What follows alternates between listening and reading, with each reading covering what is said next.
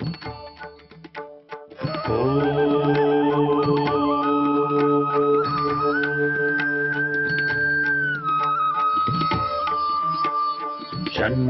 मित्रः शं वरुणः शन्नो भवत्वर्यमा शन्न इन्द्रो बृहस्पतिः शन्नो विष्णुरुक्रमः ॐ शान्ति शान्ति शान्तिः।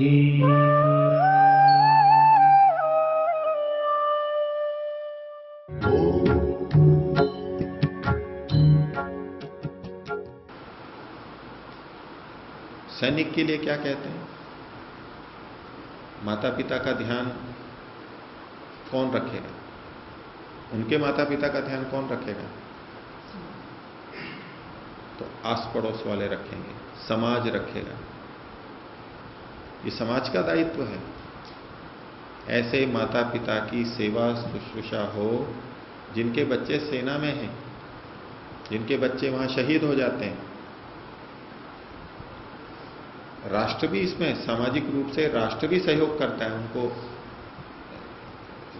भत्ता जो होता है, पेंशन आदि होती है और सुरक्षा है, अतिरिक्त है, ये समय एक सीमा तक की जाती है। लेकिन फिर भी दिन प्रतिदिन की जो आवश्यकताएं हैं वो तो आस पड़ोस वालों को करनी होती है, सहयोग करना होता है। ये समाज का कर्तव्य बनता है।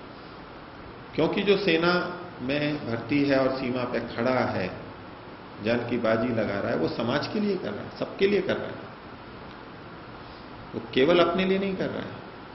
ठीक है, उसको वेतन मिल रहा है वहां पर, उसका परिवार भी चल रहा है, लेकिन वो ऐसा काम है जो सबके लिए किया जा रहा है। हर कोई नहीं कर सकता उस काम को। कितने व्यक्ति उतना या उससे अधिक वेतन मिलने पर भी वहां नहीं जाएंगे? सब नहीं जा सकते। तो भले ही वेतन ले रहा है, फिर भी वो समाज के लिए वहां त्याग कर रहा है, कार्य कर रहा है। ऐसे में समाज का कर्तव्य बनता है कि उनके माता पिता की देखभाल करें। इसी प्रकार से यदि कोई बच्चा, युवक, युवती संन्यास के लिए निकल पड़ते हैं, वैराग्य के लिए निकल पड़ते हैं, तो पीछे बचे हुए आस पड़ोस वाले नाते रिश्तेदारों का कर्तव्य बनता है कि वो उनकी माता पिता की देखभाल करें। उस बच्चे का दायित्व नहीं है। अब इस बात को थोड़ा दूसरे दृष्टि से भी देखते हैं। माता पिता की आज्ञा पालन करना चाहिए, आज्ञा माननी चाहिए, बच्चे का कर्तव्य है।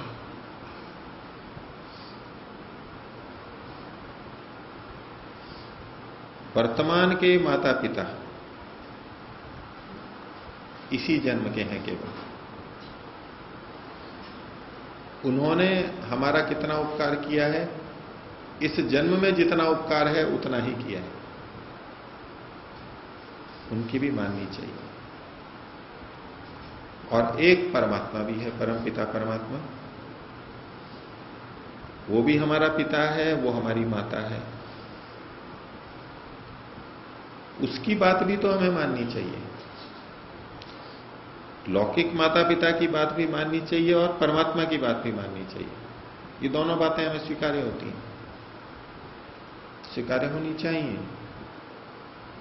लेकिन यदि किसी बात पे दोनों में विरोध आ जाए, भिन्नता हो, तो किसकी बात माननी चाहिए?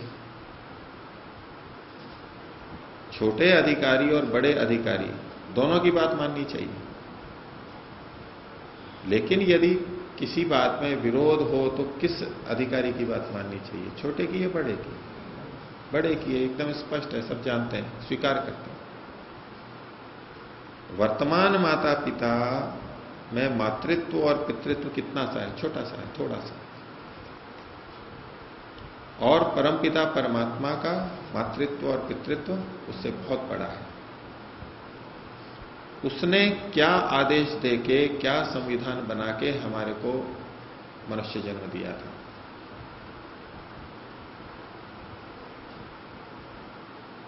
उसने जिस लक्ष्य तक पहुंचाने के लिए मनुष्य जन्म दिया, उसकी आज्ञा के अनुरूप यदि हम संन्यास लेते हैं और आध्यात्मिक मार्ग पर चलते हैं, गृहस्थ में नहीं जाते हैं,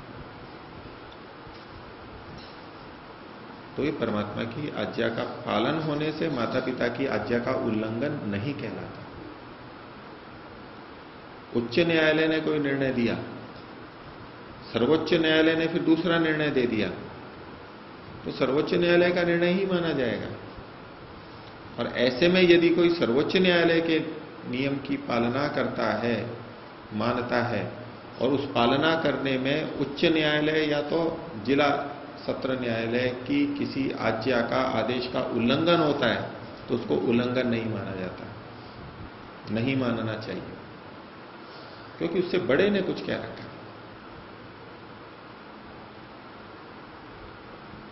परमात्मा का, ऋषियों का आदेश है, जब वैराग्य हो जाए तभी इस ओर चल पड़े। ये संसार के भोग किस लिए हैं? वैराग्य पैदा करने के लिए। इन भोगों को भोगते भोगते इनकी वास्तविकता पता लगती है, और वास्तविकता पता लगने पे, विवेक आने पे व्यक्ति वैराग्य में आता है, छोड़ देता है, उसको निष्प्रयोजन लगने लगता है।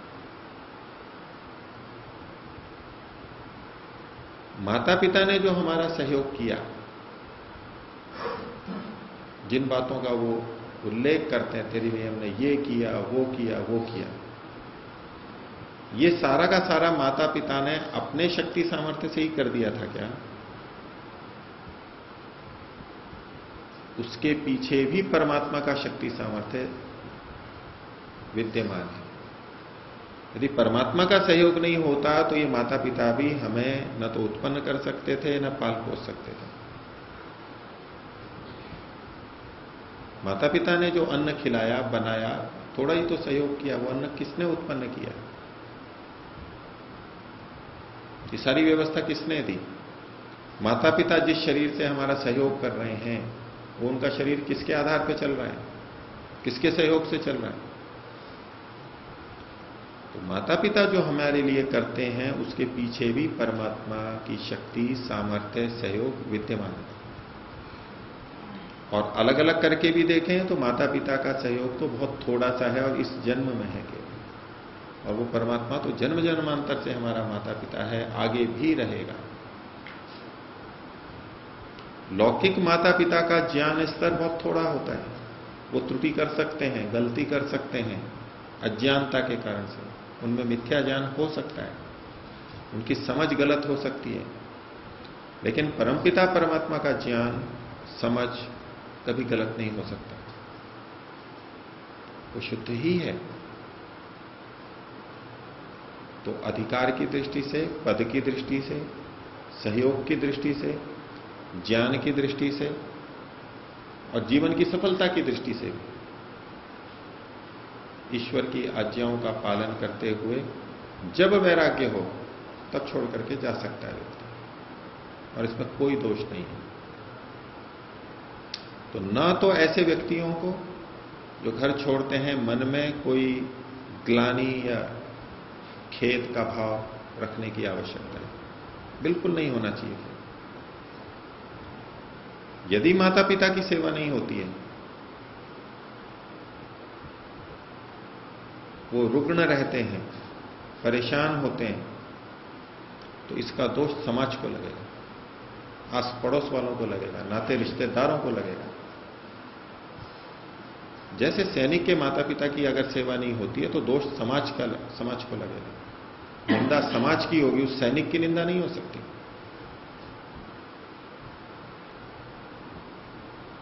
तो जो समाज ये कहता है तुम्हारे को माता पिता की चिंता नहीं है, उन लोगों का, आस पड़ोस वालों का और नाते रिश्तेदार का कर्तव्य है कि वो उनके माता पिता की देखभाल करें, और वो तो नहीं करते हैं या कुछ करते भी हैं। वो बच्चे से चाहते हैं कि वो यहां पर ये कार्य करे। ये एक अनुचित मांग है। माता पिता को भी यदि कभी वैराग्य है तो वो भी जा सकते हैं, कई बार ये भी होता है, माता पिता को वैराग्य हो गया, वो जाना चाहते हैं और बच्चे कहते हैं कि नहीं आपको नहीं जाने देंगे, समाज में हमारी बेइज्जती होगी, आप यहीं रह करके साधना कर लीजिए ना, जाने की क्या आवश्यकता है आपको। तो माता पिता को भी वही अधिकार है जो एक युवक या युवती को अधिकार है घर छोड़ने का, लेकिन उद्देश्य आध्यात्मिक होना चाहिए, उद्देश्य शुद्ध होना चाहिए।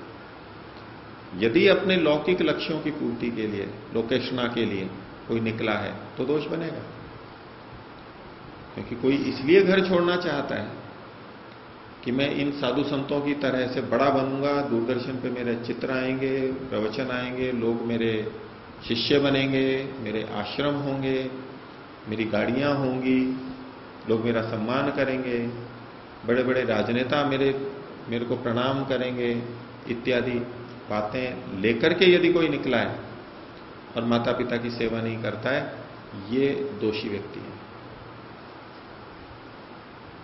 ये उस कोटि में, श्रेणी में आता ही नहीं है। ये केवल भेष बदल करके अपनी ऐषणाओं की पूर्ति कर रहा है, अधिक ऐषणाओं की पूर्ति कर रहा है। ये अत्यंत स्वार्थी व्यक्ति है, इसको बहुत दोष लगेगा। उसे अपने माता पिता की सेवा शुश्रूषा करनी ही चाहिए। मैं जो ये सारी बात कह रहा हूं, ये बात एक वैरागी व्यक्ति के लिए, जो अध्यात्म के मार्ग पे वास्तव में चलना चाहता है, ये उसके लिए लागू होगी, हर किसी के लिए नहीं।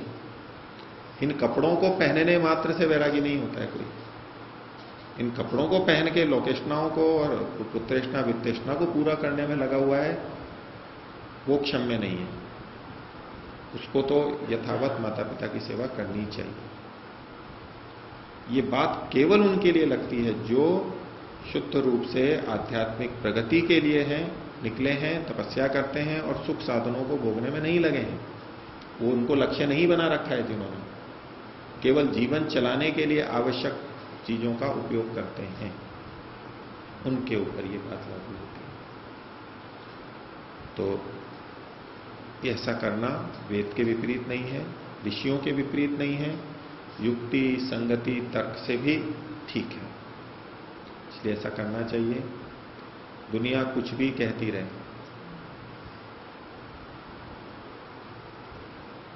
अपने मन में ग्लानि नहीं आए। अपने मन में ग्लानि आ गई तो असफल होना ही है। फिर यूं कहेंगे कि माता पिता का श्राप लग गया इसलिए सफलता नहीं मिली। माता पिता का श्राप कारण नहीं है वहां। सही कार्य में परमात्मा का सहयोग होगा ही। दुनिया कुछ भी कहती रहे, दुनिया कुछ भी करती रहे, बाधा उसके अपने कारण से होती है, क्योंकि वो घर भी नहीं जाता है, मन में द्वंद्व बना रहता है, सोचता वही रहता है, अध्यात्म पर पूरा चल नहीं पाता है, पुरुषार्थ नहीं कर पाता, इसलिए असफल होता है।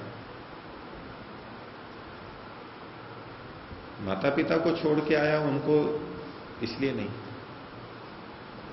और इन स्थितियों में माता पिता को जो दुख होता है, बहुत दुखी होता है। सब कहते हैं देखो तुम्हारे कारण से माता पिता दुखी हो रहे हैं। ठीक है, एक निमित्त तो वो बनता है माता पिता के दुख का। माता पिता रोते हैं, खाना पीना छोड़ देते हैं, नींद उड़ जाती है, बीमार पड़ जाता है। इसमें वो निमित्त तो है लेकिन उत्तरदायी नहीं है। एक कारण बना है कि ये घर से निकला और माता पिता को उसके कारण दुख हुआ। यदि वो घर नहीं छोड़ता तो माता पिता को दुख नहीं होता। इस रूप में वो कारण है, निमित्त है, लेकिन उत्तरदायी नहीं है, जिम्मेदार नहीं है वो। क्योंकि माता पिता को जो दुख हो रहा है वो माता पिता की अपनी अज्ञानता के कारण से। माता पिता की समझ ऐसी नहीं, माता पिता ने ऐसा विवेक नहीं पैदा किया,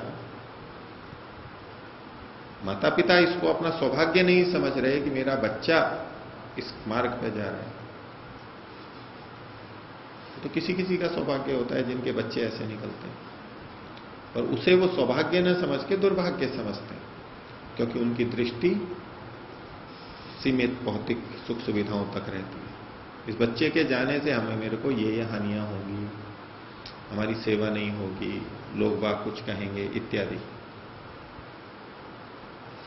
यदि वो अच्छे स्तर पर आस्तिक के रूप में सोचने लगे तो वो माता पिता कितने पुण्य के भागी बनेंगे। जिनकी सेवा, जिनके निर्देशन से वो बच्चे ऐसे मार्ग पर निकल जाते हैं और समाज का कितना उपकार करते हैं, अपना भी उद्धार करते हैं, ईश्वर की आज्ञा का पालन करते हैं, तो माता पिता के पुण्य के लिए है, माता पिता का यश होगा, माता पिता की भी आध्यात्मिक उन्नति होगी आगे चल के।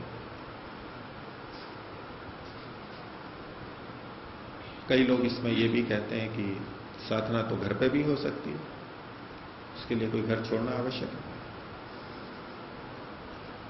ठीक है, हो सकती है,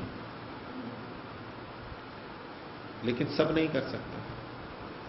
कोई कोई कुछ साधना कर सकता है, लेकिन घर के चक्कर में पढ़ करके कितने लोग ऐसे हैं जो घर में ही रहते हैं, मैं साधना वहीं कर लूंगा, कितने कर पाते हैं। और जब वो भौतिक चीजें लक्ष्य ही नहीं है तो क्यों नौकरी करेगा वो, क्यों गृहस्थ में जाएगा वो, कोई आवश्यकता नहीं है। वंश परंपरा बढ़ानी है, अच्छी संतान बनानी है, तो संतानों को अच्छा बनाना है तो संतानें तो बहुत हैं भारत में भी और विश्व में भी, बहुत बच्चे हैं, उनको अच्छा बना दो। अपनी ही संतान हो उसी को अच्छा बनाना है, ये एक संकुचित दृष्टि है।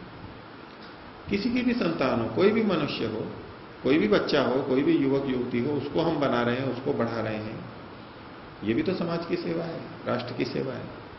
वैसे ही बात है। इस मार्ग पे आने के लिए अपने पराये के भेद से ऊपर उठना होता है, अपने सीमा को बढ़ाना होता है। इसलिए ये छोटी छोटी बाधाएं जो समाज से संबंधित, परिवार से संबंधित हैं, उनको छोड़ना होता है, अपने को व्यापक बनाना होता है। और वहां रहते रहते पता भी नहीं लगता और हम उन्हीं में ही बंधे रहते हैं, उन्हीं रागों में बंधे रहते हैं, वहीं की वहीं निकल नहीं पाते। लेकिन बाहर निकलता है, कुछ वैराग्य है, धीरे धीरे उन अपने राग के संस्कारों को क्षीण करता है। जब घर से निकला है तो प्रारंभ ही तो है, अभी थोड़ा सा प्रेरणा ही तो हुई है, बाकी वैराग्य का क्षेत्र कितना बड़ा है। अलग रह करके उस तरह से जीवन जी के वो अपने वैराग्य को और बढ़ाता है, परिपक्व करता है, विवेक को प्राप्त करता है। तो घर में रह करके पूरी तरह से चल पड़े कोई अधिक कठिन होता है। 10 जने कहने वाले मिलेंगे, ये क्या कर रहे हो, कैसे हो, यहां रह रहे हो, और वहां विषय भोग के वातावरण में रहेंगे तो प्रवृत्तियां उसी तरफ बढ़ेंगी। एक होता है वहां से छोड़ करके ऐसे लोगों के बीच में रहना जो मुक्ति के मार्ग की तरफ जा रहे हैं, वहां विषय भोग के आकर्षण कम है, नीचे गिरने की संभावनाएं कम है, संभाले रखने की संभावनाएं अधिक हैं। अधिक लोग हैं जो उसी रास्ते पे चल रहे हैं, वैसा ही सुनना, वैसा ही पढ़ना, वैसे ही लोगों को देखना, इस सबका सहयोग उसको मिलता है और उस रास्ते पे चलता है। इसलिए समान लोगों के बीच में जाकर के रहना, आश्रमों में जाके रहना, यदि मुक्ति लक्ष्य है, लक्ष्य मुक्ति हो और वहीं संसार में उन्हीं लोगों के बीच में रहता रहे, नहीं बनती बात। ये संगति वैसी बनानी होती है दूसरे अच्छे लोगों के साथ, आध्यात्मिक व्यक्तियों के साथ। नहीं तो वो पौधा जैसे मुलायम होता है, कुंभला जाता है, या कोई भी उसको तोड़ दे आसानी से कभी भी टूट जाता है, ऐसा वो टूट जाएगा कभी। कोमल होता है प्रारंभ। इसलिए सबके साथ में चलते हुए इस मार्ग पे चलता है, चलना चाहिए। मन में ऐसे विद्यार्थियों को, ब्रह्मचारियों को, ब्रह्मचारियों को मन में कोई ग्लानि नहीं होनी चाहिए। यदि वैराग्य है तो निसंकोच इस पे चलें, कोई दोष नहीं है। और माता पिता को भी इस तरह से सोचना चाहिए कि इस बच्चे ने हमारे साथ अन्याय नहीं किया है, प्रसन्न होना चाहिए, आशीर्वाद देना चाहिए उसको, ताकि निर्विघ्न रूप से वो आगे बढ़ सके। इस विषय में किन्हीं को कुछ पूछना हो, कोई बात गलत लग रही हो, कुछ और संशय हो तो पूछ सकते हैं।